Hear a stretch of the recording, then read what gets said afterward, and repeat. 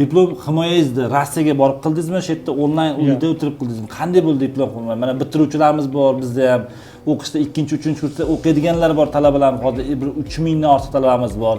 Va endi o'qishga kiraymi ekan, ikkilanib turgan talabalarimiz bor. Diplom himoya qanday bo'ldi? Diplom himoyasi onlayn tarzda bo'ldi. Ularni o'zini Sferm programmasi orqali kirib silka tashlab berishadi va u yerda komissiya a'zolari yig'ilishadi.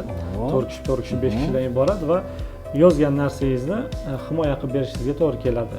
O'sha prezentatsiya qilib qolib tushuntirib berishadi. Orada keyin 4 ta 5 ta savol berishadi. O'sha yozgan narsangizdan chetga chiqib ketilmagan holatda o'sha savollarga javob bersangiz agar va siz o'sha yaxshi baholanasiz va diplom 1 oyning ichida. Necha oldingiz baho? 5 oldim. Отлично oldim, 5 oldim.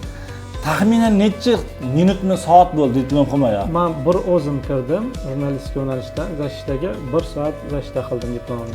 1 soat bo'ldi. 1 soat bo'ldi. Tinch holatda bo'ladi. Tinch holatda siz gapirasiz, gapirib bo'lgandan keyin ular o'zi maslahatlashib, savollarni berib, keyin javobini aytishar ekan.